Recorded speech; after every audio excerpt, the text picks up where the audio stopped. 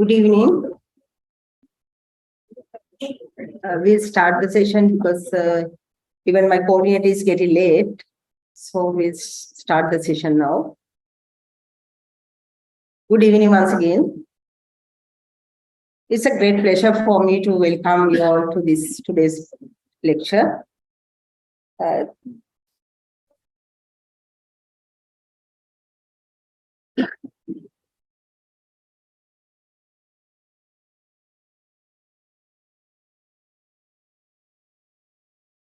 This is the third event for the session and the first one for 2023.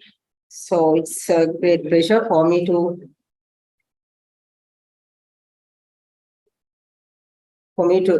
welcome you all for the session, and especially first and foremost the participants in physically here and the participants who are joining online. Actually, it's a great honor for me to welcome our resource person today, Professor Janaka Ruwanpura.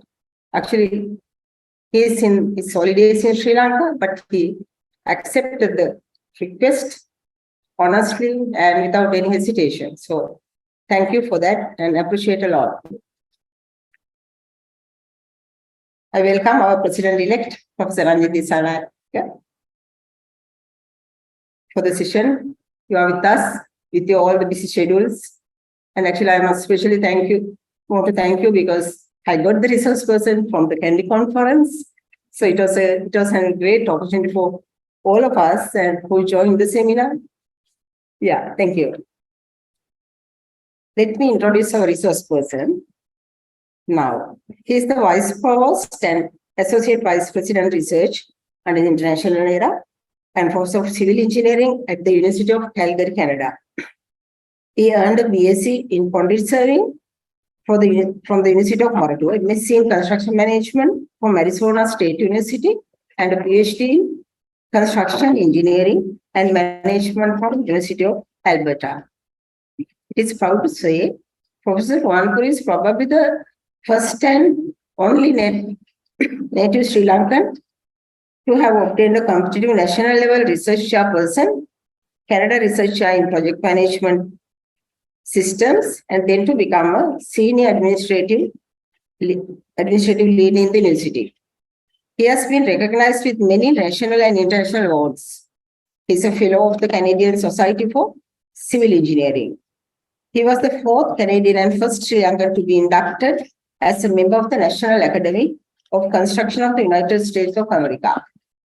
Most importantly, he was recognized as a top 25 Canadian immigrant introduced by the Prime Minister of Canada. Actually, that is not far away in 2022. Professor Ruwanpura's presentation includes a 7-point model called Recipe for Success based on his experience, which may help us to build successful plans and success with our services. I'm confident that this will be a very successful event and a lecture, which is, so please enjoy that. Over to you, Professor.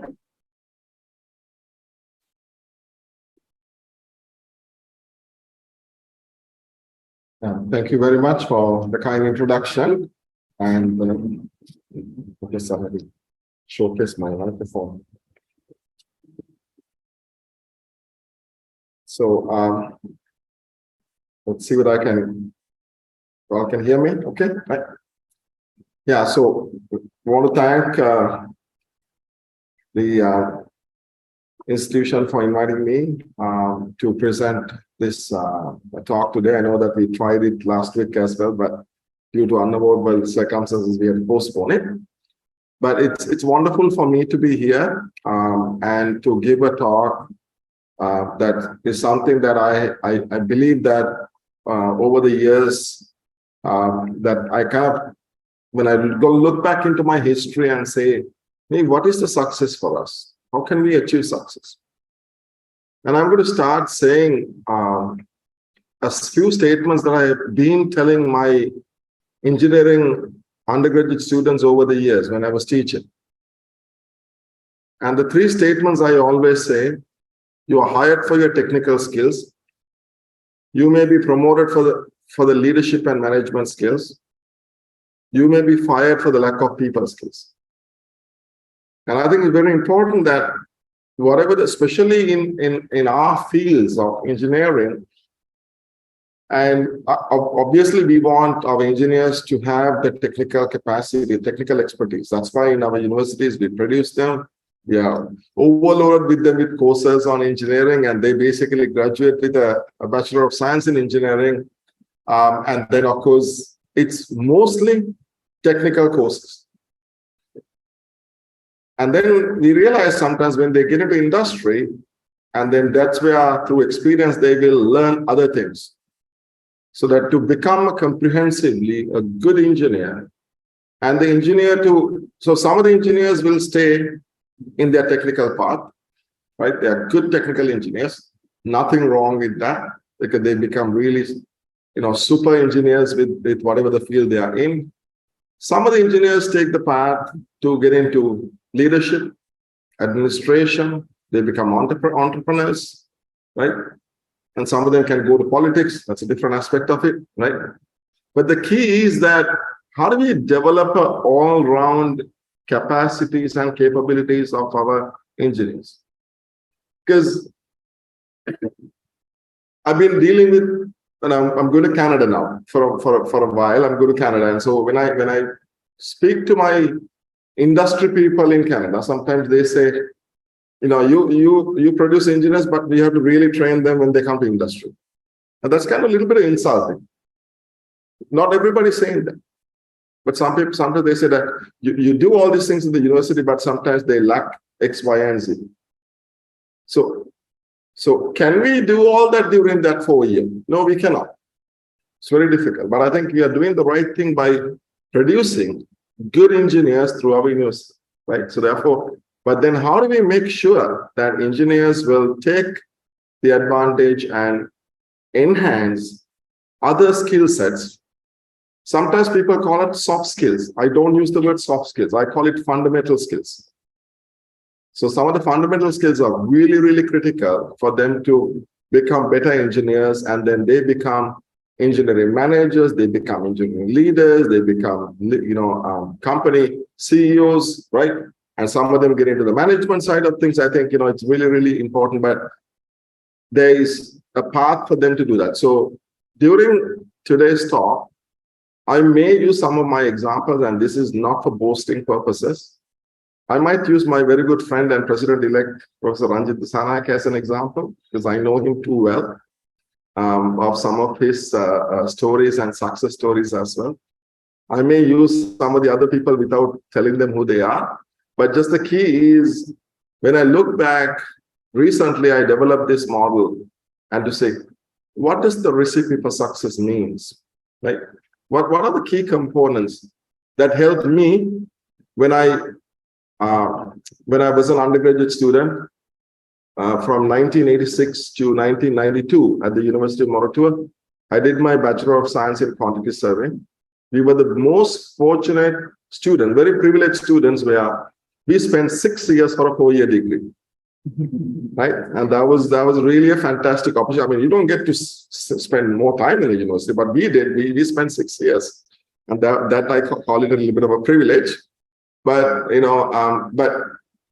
and today in Canada, I've been recognized as a dual professional, both as a professional engineer as well as a professional quantity surveyor. Unfortunately, my QS part ended and died in 1995. My batchmates and my colleagues are quite mad with me for that, but that's a reality. Because I went to 2 countries, United States and Canada. Yeah, the profession of QS is not as big as countries like UK, Australia, and the Middle East. And then for me to survive in my environment, and also to in the engineering school, of course, I had to go through and get myself qualified in engineering as well. Because today in Canada, in our university, we will not be even tenure professors without getting professional qualifications of professional engineering. They can't get tenure. They can't get promoted because that becomes now a condition. Because in Canada, engineering is a regulated profession. You cannot loosely use the title engineer. you can only use the title engineer if you have a PEng, professional engineer. Otherwise, the graduates who graduate from Canada, we call it EIT, engineer in training, right? Anyone, other people that, they call it engineer, they are not supposed to be using it. They don't use the title because you cannot, unless you are registered, and it's a very regulated profession. And then we have several provinces, and each province is, regulating those profession, right?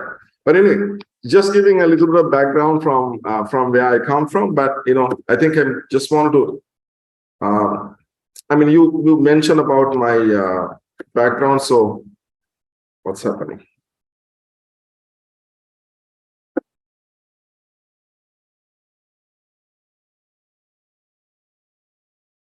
The mouse is not.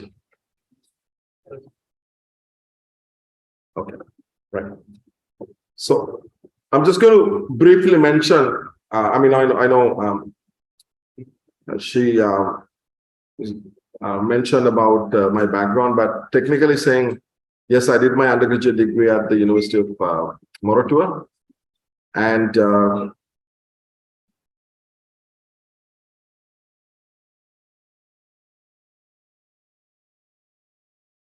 it's good now, right? Can we move this window a little bit away? Yeah, you don't need it. I can see that. Yeah, that's good. That's good. Right. Then I worked as a lecturer at the University of Moratuwa before I moved into Arizona State, did my master's. And for master's, we went to my PhD in the University of Alberta.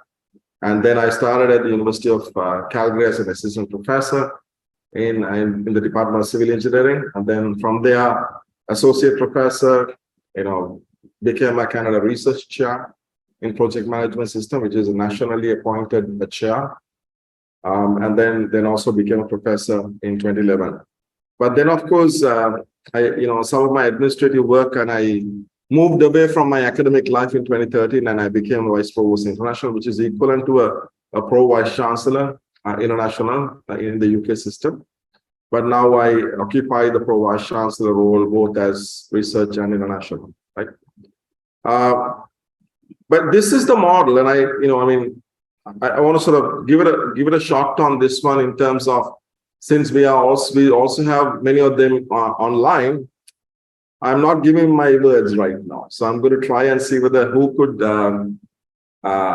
say what is V stands, what is P stands, what's T stands. So I'm going to explain the 7-point model, but let's see whether anybody can say what's V, P, and T.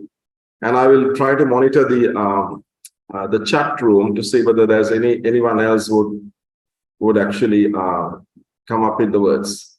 Oh, excuse me.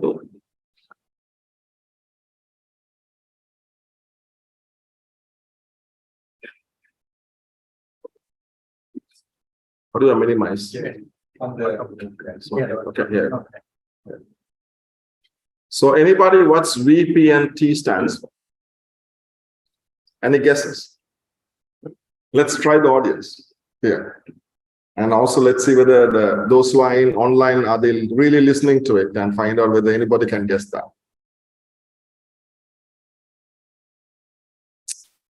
Okay, anyone from the audience? Something that I have been seeing lacking in this country, especially the politicians. Vision, absolutely, a vision. What's P? Planning, very good. What's T?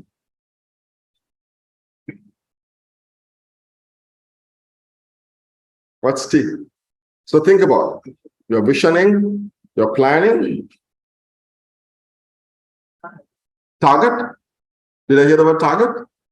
Targeting, yes. So first one, this is not easy. I'm a Mac user, not a Windows user also. Oh, excuse me. So this one stands vision, planning, and targets. Okay. So I think for all of us, and I'm going to go back to the previous slide to say that for especially young engineers or young anybody, even the students who are at the schools, it is really, really important for all of us to think about what's the future looks like. What's our career plan looks like?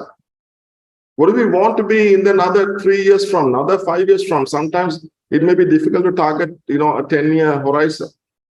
But it would be good for us to even have a sense like, I sometimes ask when students studying at the university, like, what do you want to do after you graduate? Right?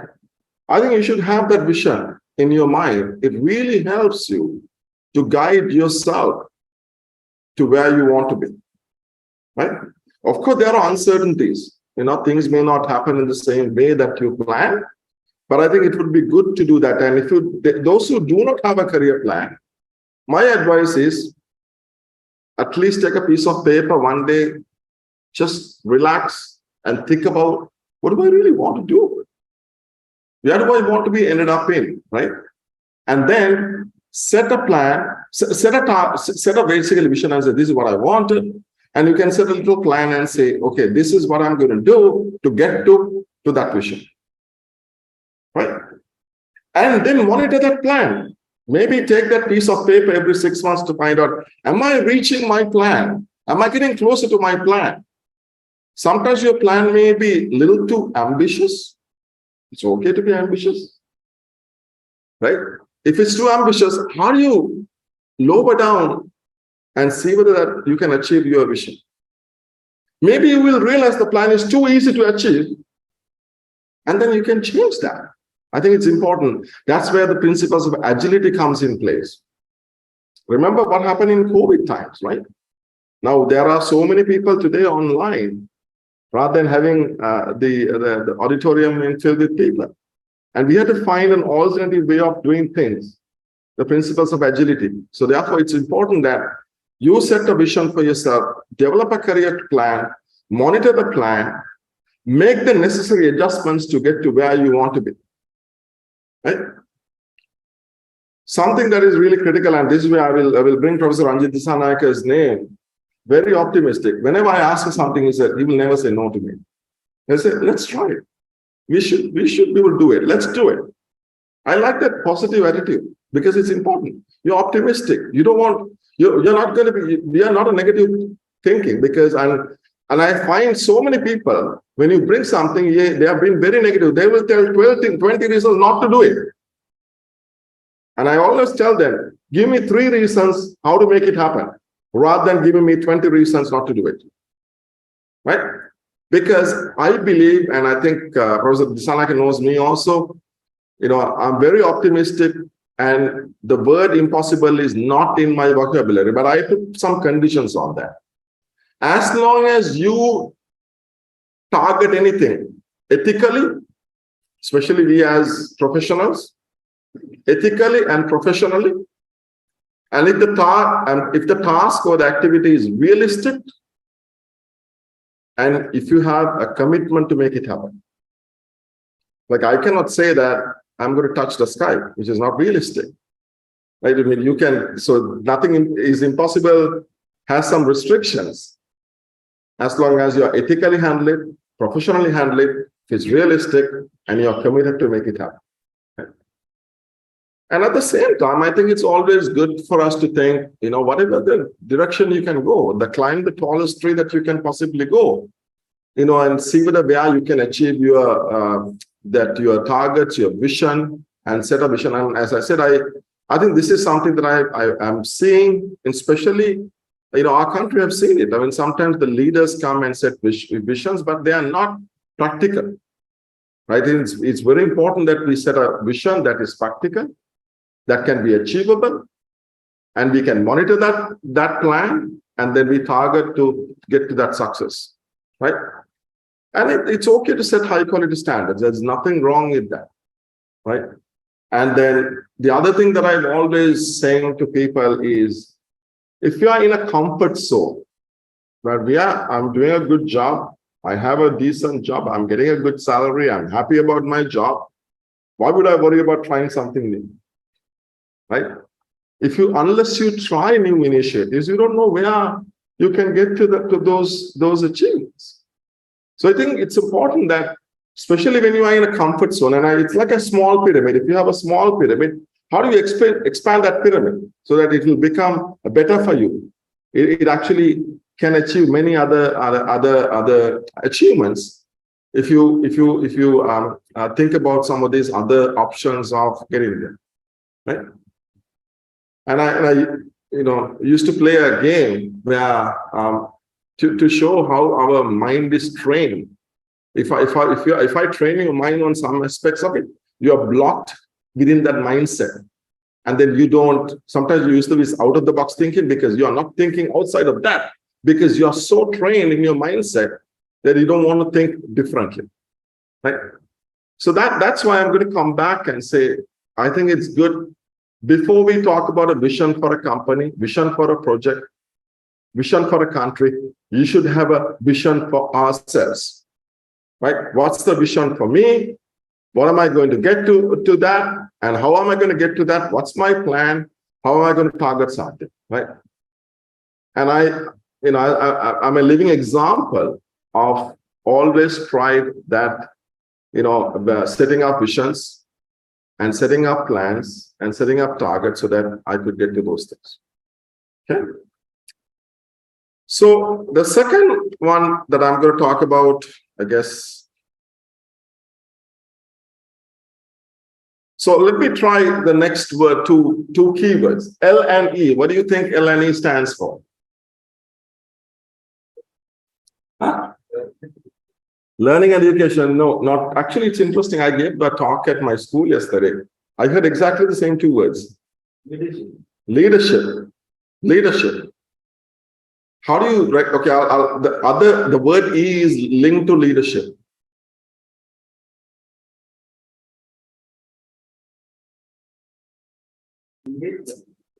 Excellence.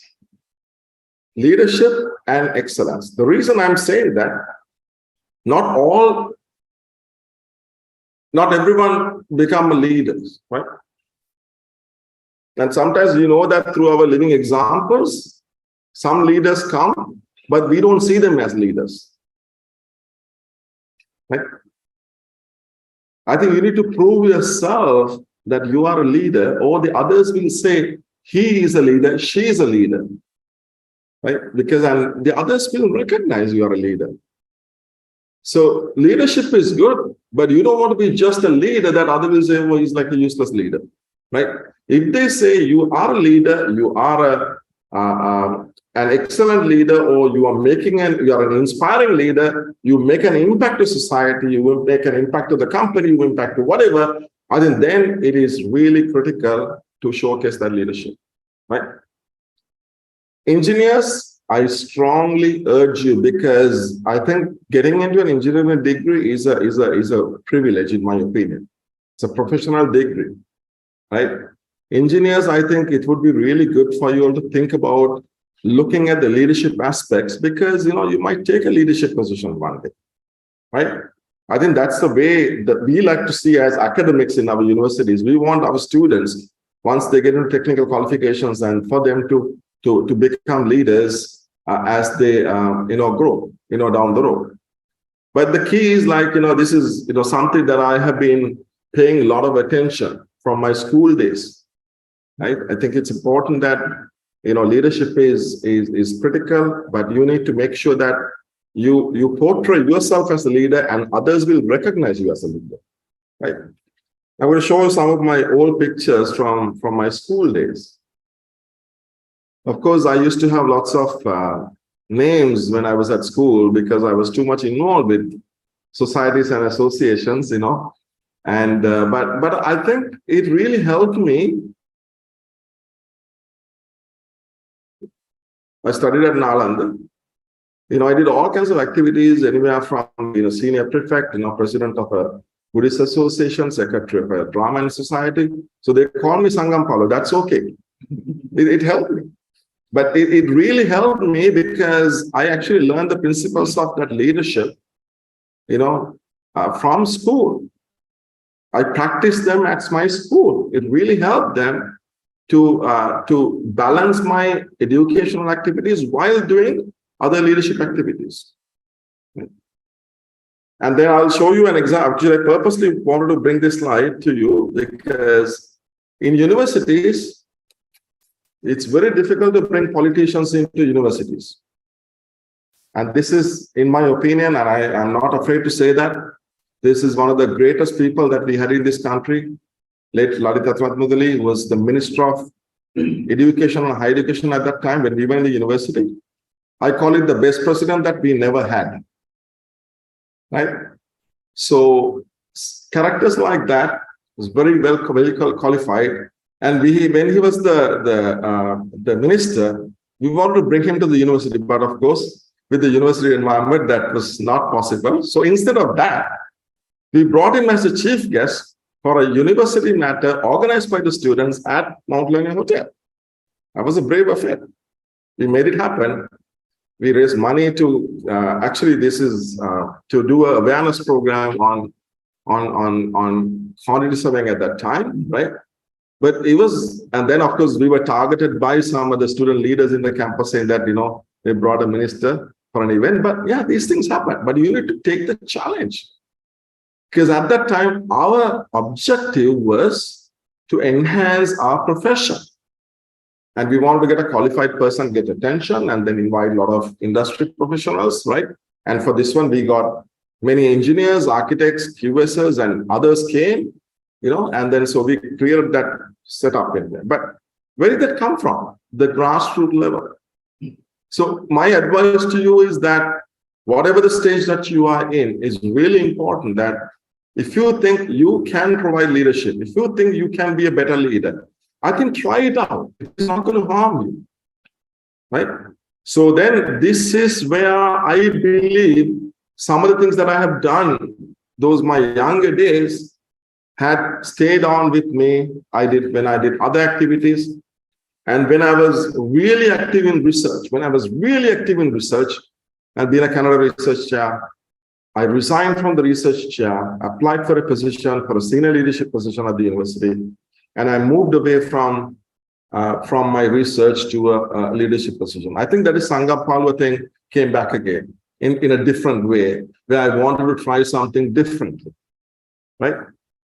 Of course, it's good that always you try these new initiatives. It really helps. In my opinion, it helped me because it gave me a different path to try different things and then to make an impact to society, to the university, to the community, and to the country. And I think that's important that we do that, right? And that's where, I want to say that even for me, that unless you try those new initiatives, you would not get to those achievements, right? My next one is something that I teach and I practice and I do some consulting as well, but it says T and R. What is that? What's T and R stands for? I believe we all do this one. I know you do this. He's very good at it.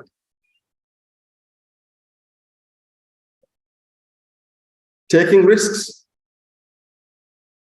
Unless you take risks, you don't know what you will get to the next step, right? Some of us are risk takers. Some of us not risk takers, right?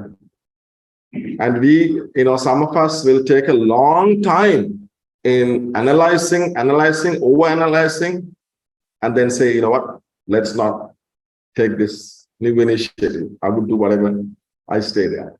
Some of the others might take a bigger risks and try new initiatives.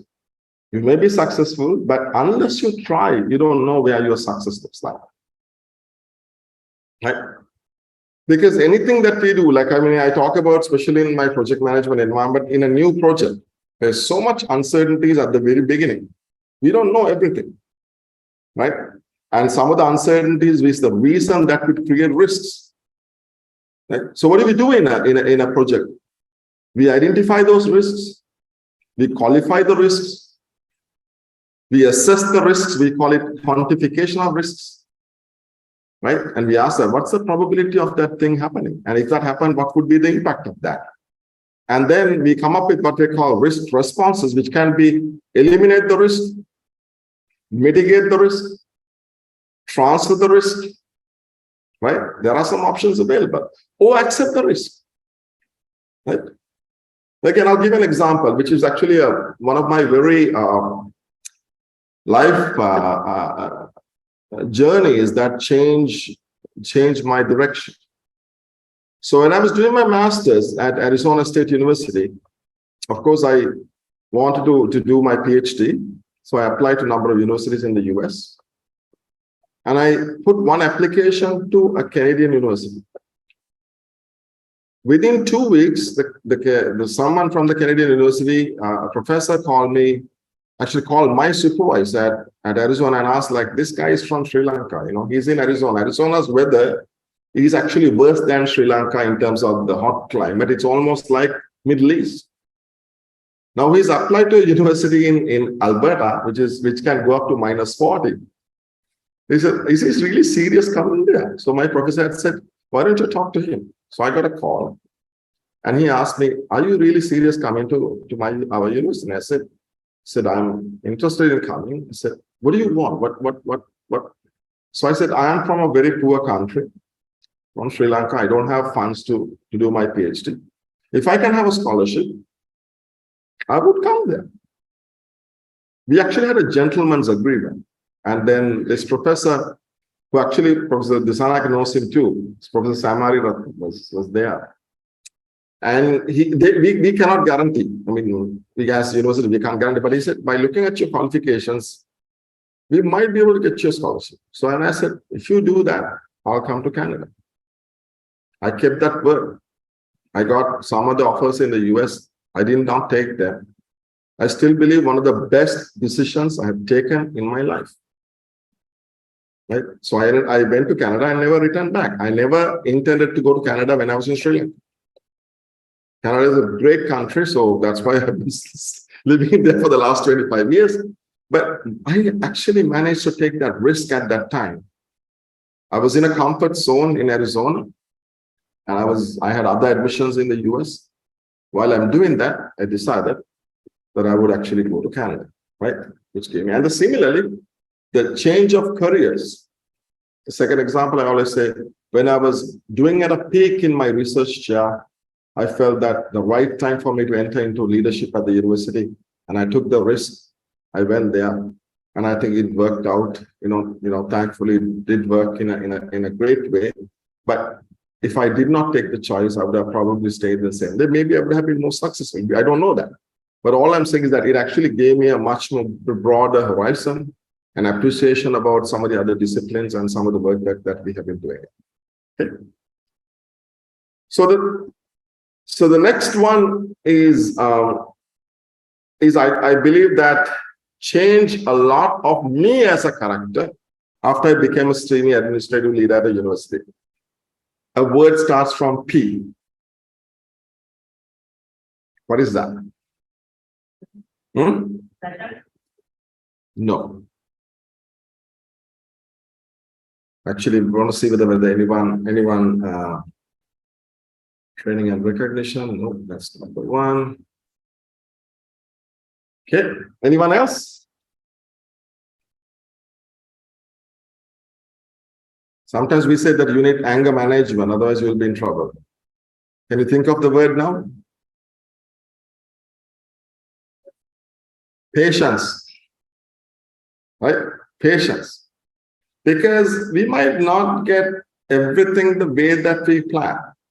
It may not be a rosy path, right? But unless you practice and adhere to the principles of patience, it will be really difficult. Patience is really critical, right? Some people have said that I have become more patient once I became a senior leader at a university. I used to be quite aggressive. I didn't like the word no. When somebody comes up with a no, I used to get a bit angry and then a bit aggressive to respond right away and then try to cut them off.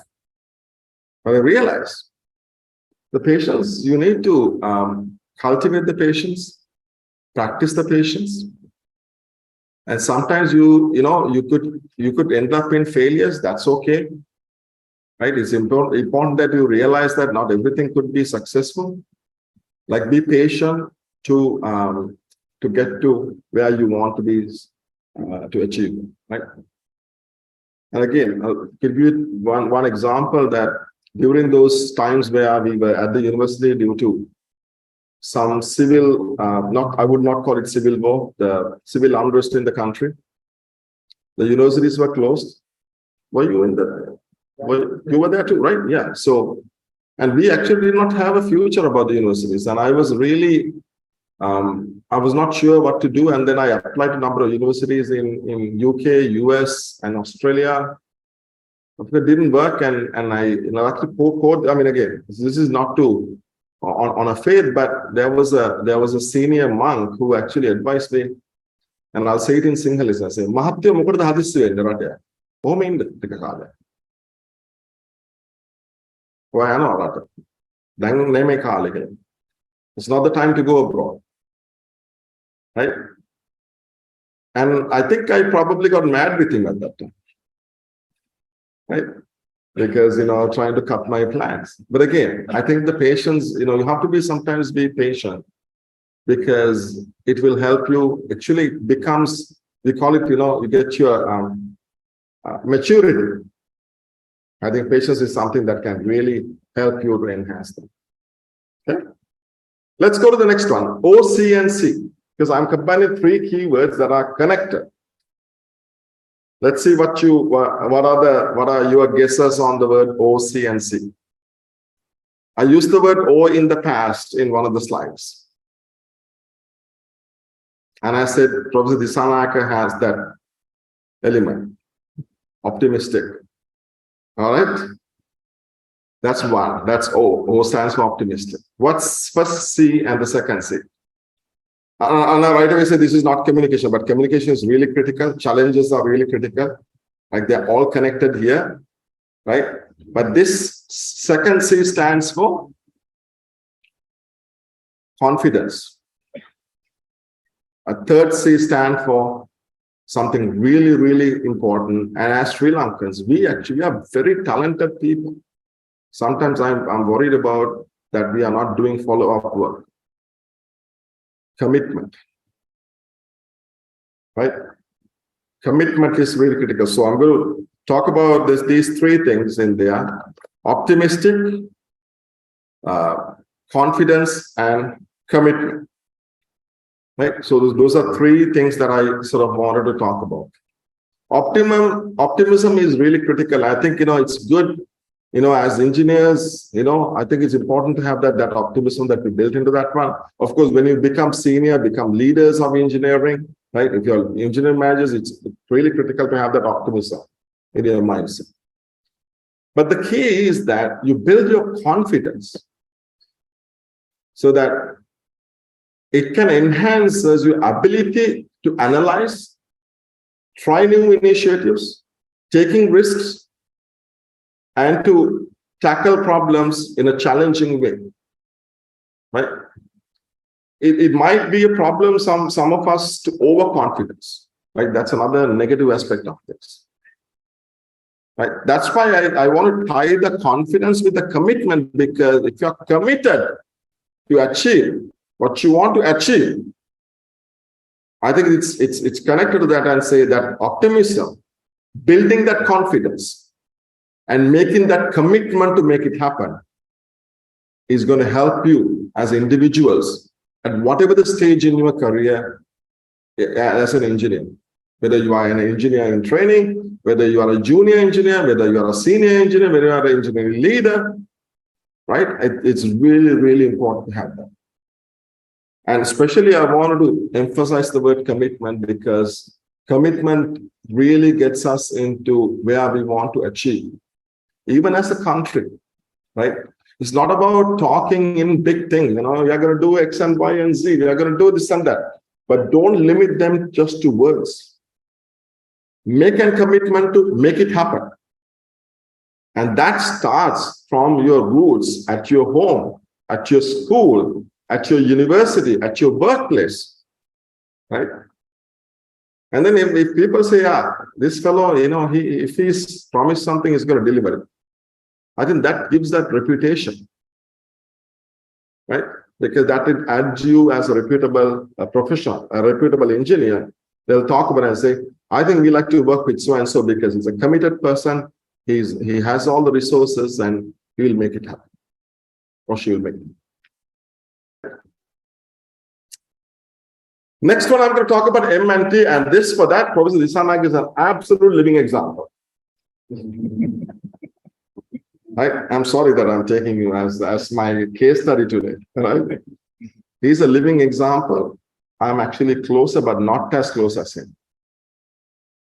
What do you think is M&T stands for?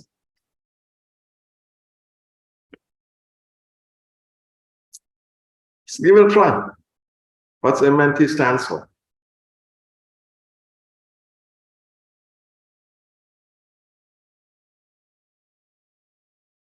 Multitasking, right? Multitasking. Do multitasking. This is really a skill, right? Some of them cannot handle more than one activity, one task, right? And I hear them in our university students and say, oh, I have an exam today, I have an exam tomorrow. How am I going to balance and study for that? Right? Your scheduling, that's where the time management comes here too in a big way. Multitasking, right? That's why I said, again, Professor Zanak is an absolute living example. And he does so many multiple projects, multiple tasks, several leadership roles. Right? It really helps. And then the key is at the end of the day, when you have a successful on all of them. And that's the real key. Otherwise, people say, yeah, somebody might say, well, he's a, jack of all trades, but masters of nothing. Right? You don't want to hear that word. Right? So I think those things will start from your fundamental level. Like when you saw me, even when I was at the school, I did a lot of leadership activities, service activities, but at the same time studied. Right? So I'm someone that I always try to do multitasking, and people are kind of wonder, like, how would you balance it? It's not easy, but you need to practice. It's like in sports, you need to practice to get to the optimum. Right? I know my friend, Professor Sanaka, he does some really marvelous multitasking. He's good at all of them, right? And that's the key. As individuals, I'm telling you, that really helps you. Otherwise, you will be only thinking about one aspect of it. You get so much stress. You're focusing on only one aspect of it or two aspects of it. Right? I was at my school and I told them, don't tell the professor, no. Professor said to have 3 girlfriends together. I said, no, that's not what I meant by multitasking. Right? Even if you can do that, that's good though, but it will be dangerous. You're taking a huge risk here, right?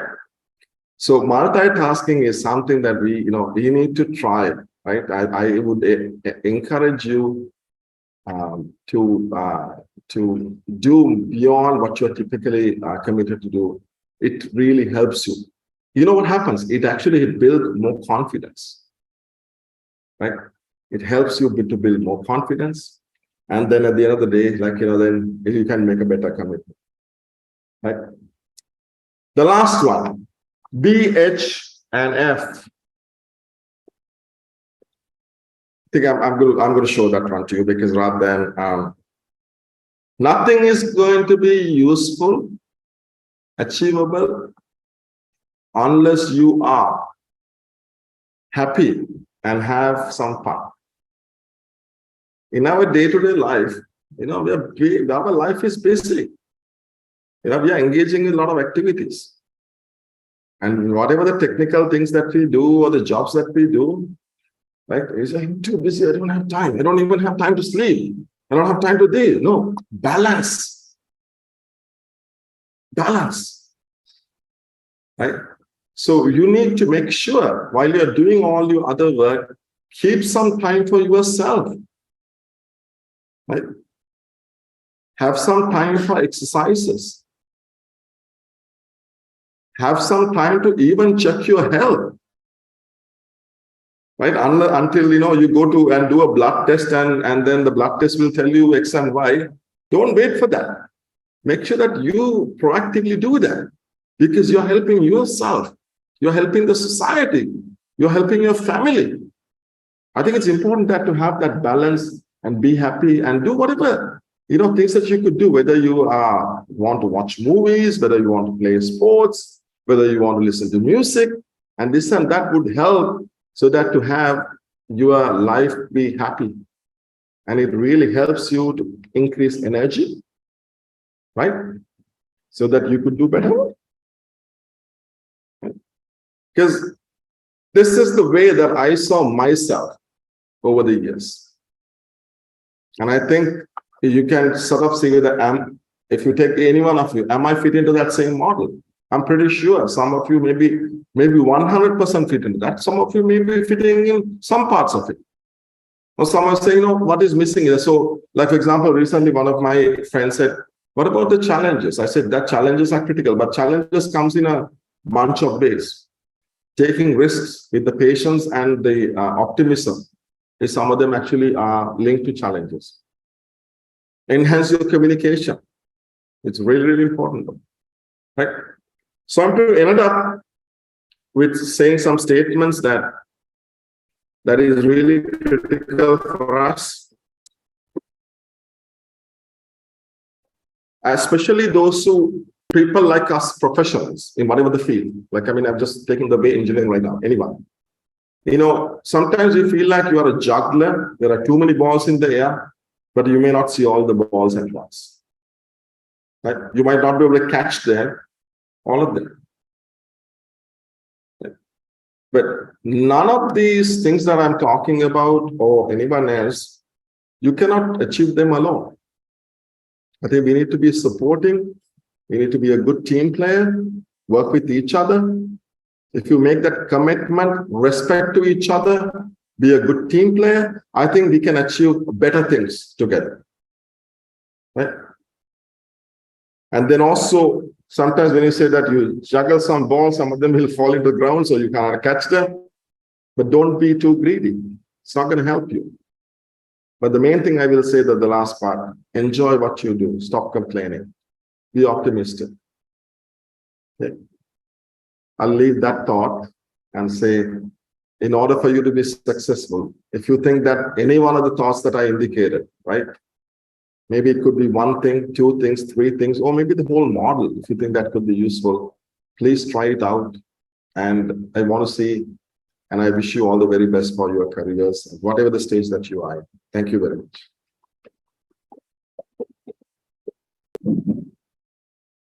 Happy to answer any questions from the audience or anyone who wants to put the questions from the.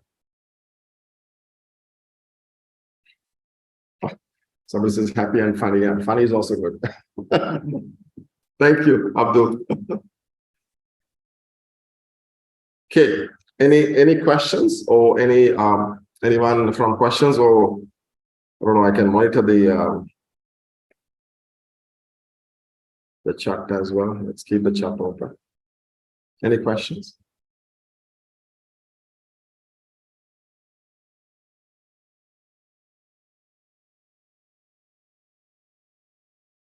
Yeah, for example, now there are certain qualities that we were, but now say sometimes we can't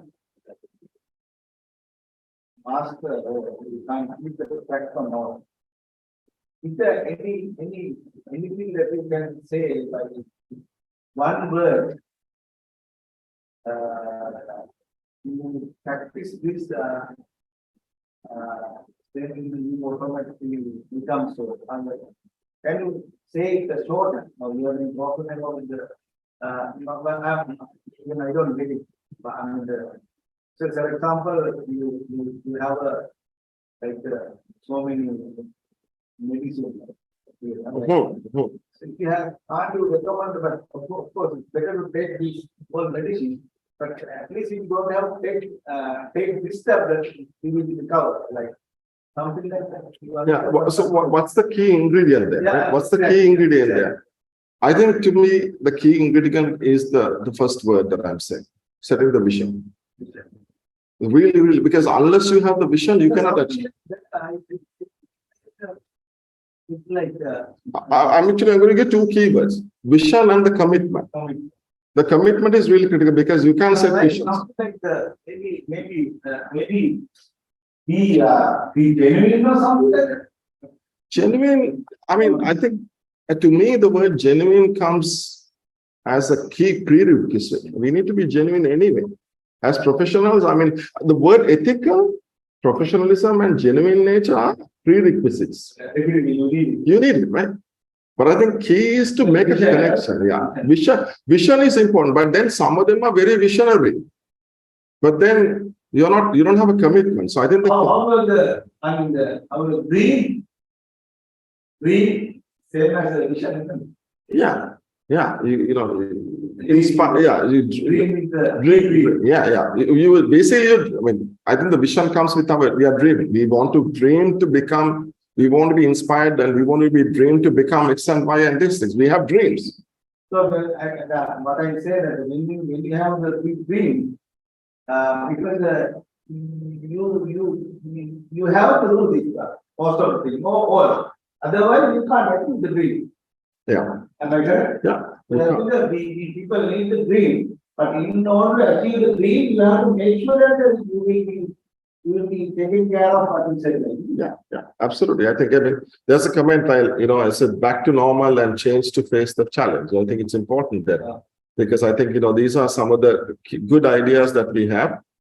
Because I think the thing is hard for me to summarize into one or two words, but I think there are lots of aspects to think about it, right? Because again, this is not a 1 or 2 year horizon. I mean, why I wrote this for I think because say somebody just passed out engineering. If we ask to follow the several things, he might even get confused. Yeah. But people are not in the same level. Exactly. Because we want to ask for the people. Some people are genius, some people are different, some people are not good at this area, but they will be good at music or something. Maybe sport. But if you say that finally you must have the big dream, then you can't achieve the dream if you are not satisfied. That's exactly right. I mean, setting that dream, setting the vision comes with it, but you can't just have a vision unless you have manageable plan. You need to have simple steps to get to that, right? Now, a person who is getting out of the university, his vision and his plan is quite different with somebody with a 20 years experience in the field. Their career goals are different, right? I think you need to sort of change that as you go, but some of the keywords, no matter what, are applicable. I mean, the word commitment, taking risks is something that we do it pretty much every day in our life, right? We have to take risks in our life. So why I say that, I always say that you want to make a big dream. Yeah. I even say that I have a big dream, but even I don't tell to my wife also. No. Because sometimes our dreams, when I say to somebody, they might laugh at it. You can't do it. But of course, what happens is when I have my dream, I sleep to the dream, I eat to the dream, I do any activity with dream. You cherish with the dream. You're cherishing with the dream. Because so it's Because I don't want to. I want to put the dream, but I don't want to tarnish my name because I have a dream. But Rose, this is like sometimes you see that some people dream and then they'll put the dream out because they put the dream out to say that it's for others to recognize, this is what I'm targeting. That might not be very good though. You have to keep the dream to yourself. You set your vision to yourself, but you will have simple steps to get to achieve that dream, right? And that is not going to be easy unless you have those keywords. I mean, for example, you can have a big dream and you may be overconfident to get to there, but if you don't have the patience, you might fail. Right? That's why those components are there here and there, because it's all part and parcel of it to support that the big dream or the big vision The commitment is really critical, but then you need to take some of the other simple steps in there. Where do you think the update for the continuous professional development coming to the 7 key fund? And that's why I think I would encourage you to do, in addition on specific technical areas within engineering, I think you should actually have some of the programs that are related to some of those keywords, right? I mean, I'll take one as an example: risk management. Risk management specific to engineering, right? Is something that would be good. And then one aspect is leadership development, right? The basic problem that I see with our engineers when they progress with their career, that sometimes they are not updated with the latest technology, right? Exactly. So the software, even what is happening in the world, so yeah. It is they were practicing a model. That's right. Something that they wanted to live very comfortably, right? Yeah. So how to overcome that? Yeah, I mean, again, principles of agility as something. Agility management is something that would be really important for our engineers. Like, I mean, I challenge because I also sometimes work as a consultant on some of the projects, right?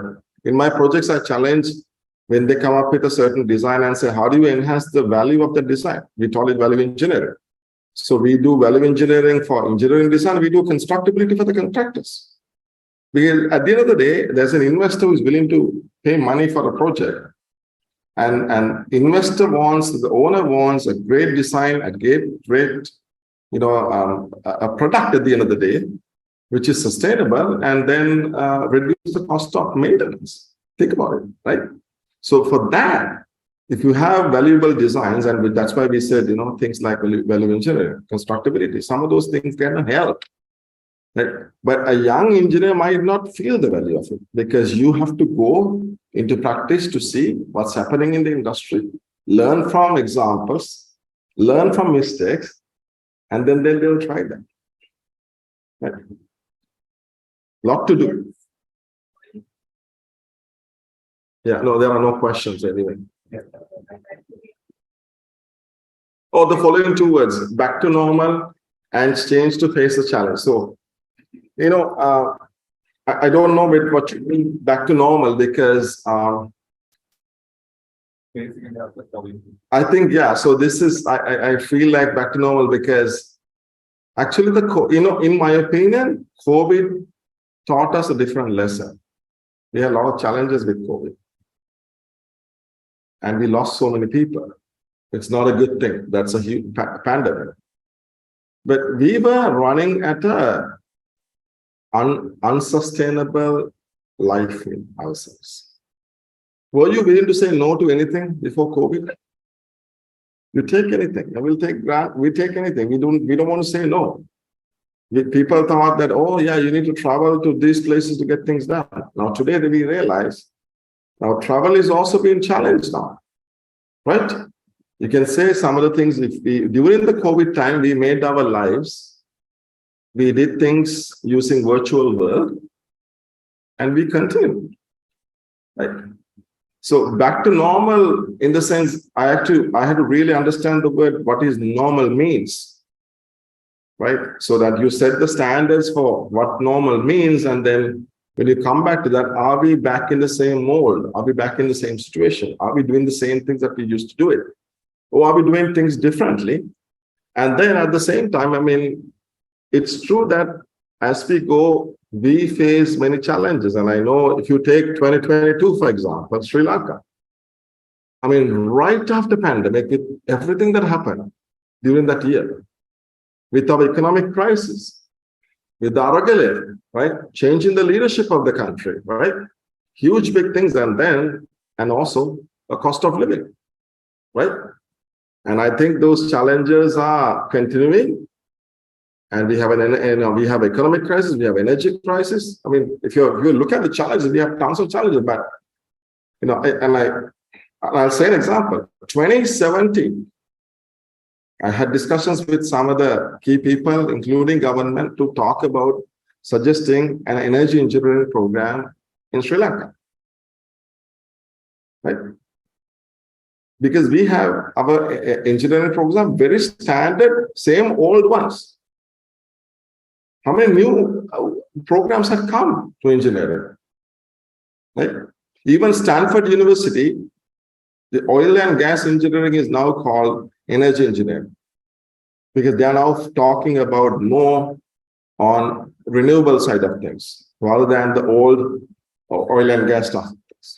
We need to change going into that one. I mean, so likewise, I think, facing challenges means we'll have to have that vision to think 10, 20 years from now, what would be the best for the country, so that our education system needs to change, so that our university graduates will come up with skill set that will be needing to face that thing. I'll give an example. Actually, one of my mentors, Professor Sanaka knows him.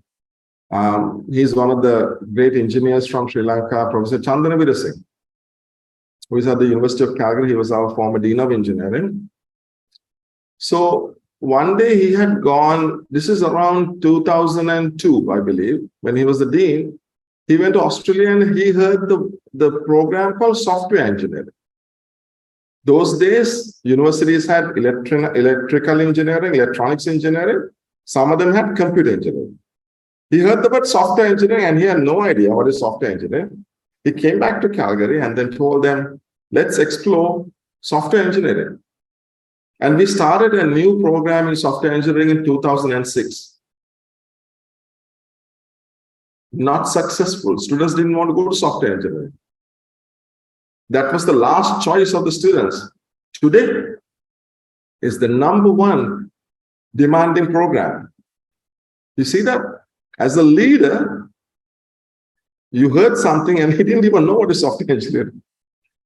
But you thought you bring that one into your university as a dean, and that's what the deans are supposed to do. Think about bringing a new things into your campuses and new curriculums, new programs into that one. And as a result that you build it, and today we have a most popular program. So likewise, even in engineering, we cannot be just keeping our traditional ones. We have to think about what would be the proliferated programs coming in there so that we will educate our students and then train our engineers in these areas. So that's my answer to facing the challenges. Good? Yes, go ahead. Maybe you see this as a model and it be tested, or did one of your ideas? No, I mean, I think, yeah, actually I thought about it. Become success in the problem that you are developing. Actually, this came up during COVID time. I was invited by University of Peradeniya to give a talk. And that's where I first presented this model. I was thinking about, okay, they wanted me to talk about the career development. So I said, to do a career development, I thought about what happened to me? What made success to me? What are the things that I pay attention? And that's where I developed that model and then presented that model. Actually, that talk is on YouTube as well, on University of Peradeniya Engineering Society, where we talk about it, right? But again, it could be 10 things. It could be like, but I just build it up into 7 models. But I think when I look back and think about each one of them, it has several parts that are really are key components in that. Right? I mean, I didn't talk about many examples. Sometimes I talk about many examples of each one of them, but I think when I look back and say, yeah, this is really a validation of myself. Okay. Yeah. Okay. Thank you so much for inviting me, and so all the very best.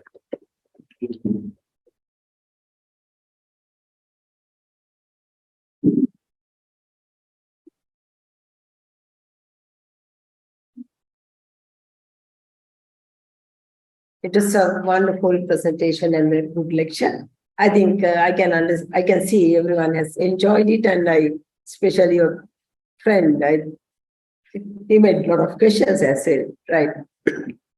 I think whatever it is, we need to appreciate as we had a small memento, a token of appreciation, a small gift. So I cordially invite our Professor President-elect, Mr. Ranjit Sananka, to present the memento to you. Yeah, I call him the Bandiga Kurup to give a vote of thanks.